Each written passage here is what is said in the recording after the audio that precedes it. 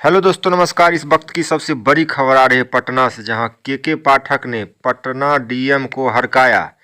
पूछा, बच्चों को घर से बाहर निकलने पर रोक क्यों नहीं लगाई, सिर्फ स्कूल क्यों बंद किया। जी हाँ दोस्तों, तो आप जितने भी हमारे दर्शक देख रहे हैं, शिक्षक देख रहे हैं, गार्जियन देख रहे हैं, कृपया इस वीडियो को पूरा और लास्ट तक देखें, तभी आपको समझ में आएगा कि आगे क्या न्यूज़ अपडेट है, आखिर क्या होने वाला है। दो आईपीएस अफसर के बीच आखिर क्या चल रहा है। एक आईपीएस बोलते हैं कि स्कूल खुलेगा और एक बोलते हैं कि नहीं खुलेगा, बंद होगा इस ठंड में। तो आइए चलते हैं, आपको बताने का प्रयास कर रहे हैं। पटना से खबर आ रही है, भीषण शीतलहर के कारण स्कूलों को बंद रखने के आदेश को लेकर शिक्षा विभाग के अपर मुख्य सचिव के पाठक और पटना के जिलाधिकारी के बीच टकराव अब और गहरा हो गया है। के पाठक ने 20 जनवरी को सारे डीएम को कहा था कि वे ठंड के कारण स्कूल नहीं बंद करवाएं, लेकिन पटना के डीएम ने जिले के स्कूलों को 23 जनवरी तक बंद करने का आदेश जारी किया था। इसके बाद डीएम और शिक्षा विभाग में सवाल जवाब शुरू हो गया था कि अब शिक्षा विभाग ने पटना डीएम को नया पत्र लिखा है। पूछा है, बच्चों को सिर्फ स्कूल जाने से क्यों रोका, उनके घर से बाहर निकलने पर रोक क्यों नहीं लगाई, आदेश क्यों नहीं जारी किया। शिक्षा विभाग डीएम के आदेश के खिलाफ कानूनी राय भी लेगा। के पाठक की ओर से नया पत्र। शिक्षा विभाग के माध्यमिक शिक्षा निदेशक कन्हैया प्रसाद श्रीवास्तव ने पटना डीएम को लंबा पत्र भेजा है। दरअसल ये उस पत्र का जवाब है जो सोमवार को पटना डीएम ने शिक्षा विभाग को भेजा था। पटना डीएम चंद्रशेखर ने शिक्षा विभाग को जवाब दिया था कि स्कूलों को बंद रखने का आदेश देना उनके अधिकार क्षेत्र में आता है। बच्चों की जान की रक्षा करने के लिए स्कूलों को बंद करने का आदेश दिया गया है और इसमें शिक्षा विभाग से कोई सहमति लेने की ज़रूरत नहीं है। इसके बाद शिक्षा विभाग ने डीएम को जवाबी पत्र लिखा है और वो जवाबी पत्र क्या लिखा गया है वो हम आपको आगे बताएंगे। तब तक के लिए इस वीडियो को ज़्यादा से ज़्यादा शेयर करें। देखिए शिक्षा विभाग के पत्र में क्या लिखा गया है। आपके पत्र के जवाब में कहना है कि धारा 144 सीआरपीसी के तहत जिला प्रशासन पटना द्वारा कई आदेश निकालते हुए विद्यालय बंद किया गया था।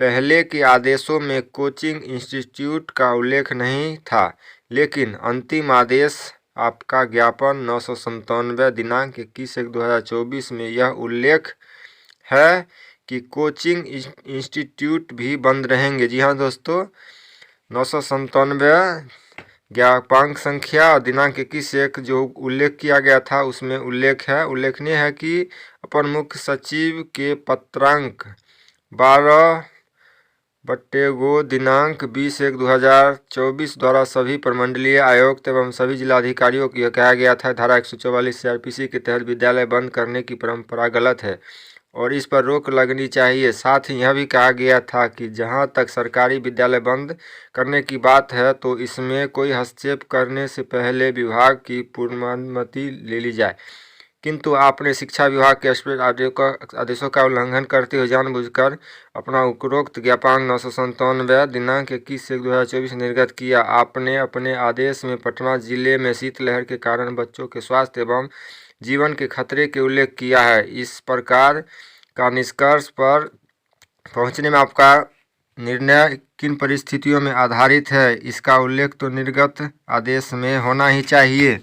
इसकी जानकारी विभाग को दी गई। शिक्षा विभाग का यह मानना है कि यदि धारा 144 लगानी चाहिए तो सामाजिक जीवन के सभी अवयवों पर समान रूप से लागू होना चाहिए। आपके उक्त आदेश के आलोक में यदि विभाग माननीय उच्च न्यायालय में इस आदेश को चुनौती दे तो निम्नलिखित बिंदुओं पर आपको स्पष्टीकरण देना पड़ सकता है। जी हाँ दोस्तों, आगे है, शीतलहर में केवल बच्चों का स्वास्थ्य और जीवन ही खतरे में पड़ता है और वृद्धों एवं बीमार लोगों का जीवन खतरे में नहीं पड़ता। ऐसा किस आधार पर आपके द्वारा माना गया है कि शीतलहर में सिर्फ बच्चों पर ही खतरे का स्वास्थ्य जीवन में प्रभाव पड़ता है, वृद्धों पर क्यों नहीं पड़ता है, आपके द्वारा क्यों माना गया है। विद्यालय के अलावा प्रारंभिक प्रतिष्ठानों, दुकानों, सिनेमा हॉलों, गृहों, मॉल, पार्क इत्यादि को बंद करना तो दूर, उनके समयावधि नीति में कोई बदलाव आपके द्वारा नहीं किया गया है। धारा 144 लगाने के बावजूद जगह जगह पर बच्चे आते जाते दिखते हैं, अतः इतने व्यापक पैमाने पर 100 धारा 44 लागू करने के लिए आपके द्वारा क्या तैयारी की गई थी, क्योंकि यह नहीं मानी जा सकती है कि केवल बच्चे विद्यालय जाने पर बीमार होंगे एवं अन्य संस्थानों यथा बाजार, मॉल, पार्क इत्यादि जाने पर बीमार नहीं होंगे। अतः उदाहरणार्थ यह पूछा जा सकता है कि आपने अपने धारा 144 के आदेश में यह उल्लेख क्यों नहीं किया कि 12 वर्ष से कम आयु का बच्चा घर से बाहर नहीं निकलना चाहिए। यथाभाव संभव वैसा आदेश बेहतर होता है, क्योंकि केवल विद्यालय बंद कर देने से क्या बच्चे सुरक्षित माने जा सकते हैं। यह भी पूछा जा सकता है कि परिस्थिति मिशन दक्ष बोर्ड परीक्षा हेतु विशेष कक्षाओं के संचालन को किस आधार पर आपने मुक्त किया। आपके उपरोक्त आदेशों में आपसी विरोधाभास है, क्योंकि एक तरफ अपने कक्षा 8 तक की शैक्षणिक गतिविधियों पर रोक लगाई है, किंतु मिशन दक्ष को जारी रखा। उल्लेखनीय है कि मिशन दक्ष के कक्षा 3 से कक्षा 8 तक के बच्चों पर लागू होता है। आपने ऐसा क्यों किया, आपको जवाब देना पड़ सकता है। यह भी स्पष्ट करना चाहेंगे कि इस तरह के आदेश जो आपने दिनांक 8/1/2024 को कई चरणों में निकाला है, आपने पूर्व में किन सूचनाओं को प्राप्त कर तय किया है। शीतलहर के कारण विद्यालय बंद किया जाना चाहिए, मौसम विभाग अथवा अन्य स्रोतों से क्या जानकारी ली गई। कितने आंकड़ों एवं टेम्परेचर चार्ट को प्राप्त अध्ययन किया गया। दिनांक 8/1/2024 के बाद इन आंकड़ों की किस प्रकार समीक्षा की गई, जिसके आधार पर आपने इस आदेश को निकाला। अतः उक्त कारणों से स्पष्ट है कि आपका उपरोक्त आदेश न्यायिक समीक्षा पर बिल्कुल भी खरी नहीं उतरेगा। चूँकि यह सरकार के दो विभिन्न अंगों को आपसी मामला है, इसलिए शिक्षा विभाग आपके इस आदेश को माननीय उच्च न्यायालय में चुनौती नहीं दे रहा है।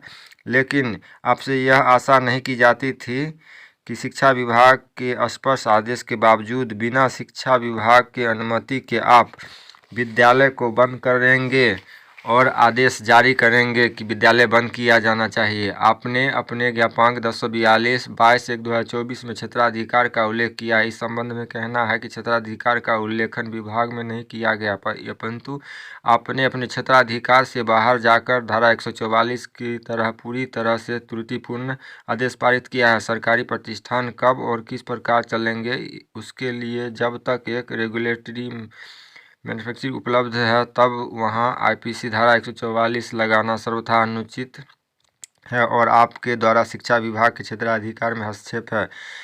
आप यह भी ध्यान रखना चाहेंगे कि आईपीसी धारा 144 सामान्यतः निजी मामलों में लगाई जाती है। आईपीसी धारा 144 जिस अध्याय में निर्गत है, उस अध्याय का विषय maintenance of public order and temporary, साथ ही उसके उप अध्याय की कंडिका सी में उल्लेख है अर्जेंट केसेस ऑफ न्यूनेंस और अथॉरिटी डेंजर। आपसे आशा की जाती है कि जिस अध्याय में धारा 144 निर्गत पूरी स्पष्ट आलोक में यह तय करे किन मामलों में धारा 144 लगाना उचित माना जाता है।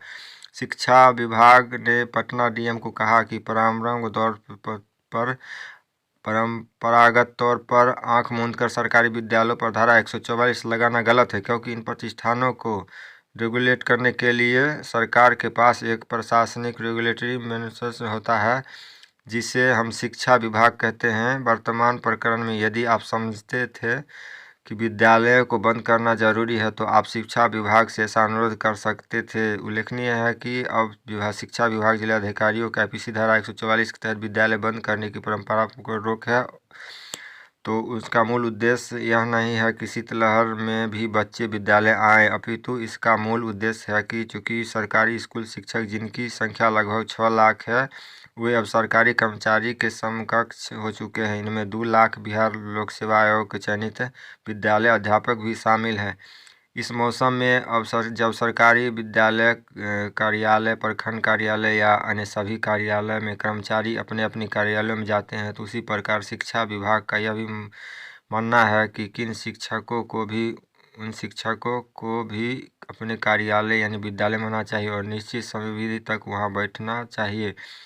इसका सीधा संबंध शिक्षकों, विद्यालय अध्यापकों से अनुशासन लाना है। इस बात को जिला प्रशासन को ध्यान में रखना चाहिए। शिक्षा विभाग इस बात से भली भांति अवगत है कि इतनी शीतलहर में बच्चे विद्यालय खुलने के बावजूद नहीं आएंगे, किंतु विद्यालय यदि खुला रहता है तो उसमें विभागीय अनुशासन सृजित होता है और उसे दौरान विद्यालय के अन्य प्रशासनिक एवं अभियंत्रण संबंधी कार्य होते रहते हैं। अतः उपरोक्त मौलिक उद्देश्य को ध्यान में रखते हुए शिक्षा विभाग सभी दंडाधिकारियों को आशा करता है कि ये 6 लाख शिक्षकों को नियमित विद्यालय आने की आदत पर जोर दिया जाए। ऐसे हुई थी विवाद की शुरुआत। दरअसल बिहार के कई जिलों में भीषण ठंड के कारण स्कूलों को बंद करने का आदेश जिलाधिकारी के स्तर पर जारी किया गया था। 20 जनवरी को के पाठक ने बिहार के सारे कमिश्नर को पत्र लिखकर कहा था कि वे डीएम को स्कूल बंद करने का आदेश जारी करने से रोके, लेकिन पटना डीएम ने 23 जनवरी तक स्कूल बंद करने का आदेश जारी किया था। इसके बाद 22 जनवरी को शिक्षा विभाग की ओर से पटना डीईओ को पत्र जारी किया गया और कहा गया कि वे डीएम के आदेश को नहीं माने और स्कूल चालू कराएं। इसके बाद 22 जनवरी को ही पटना डीएम ने शिक्षा विभाग को पत्र लिखा था। डीएम ने कहा था कि स्कूल बंद करने के आदेश बच्चों के स्वास्थ्य और जान बचाने को लेकर दिया गया है। कानून में डीएम को ऐसा आदेश जारी करने का अधिकार है और इस पर रोक सिर्फ सक्षम कोर्ट ही लगा सकता है।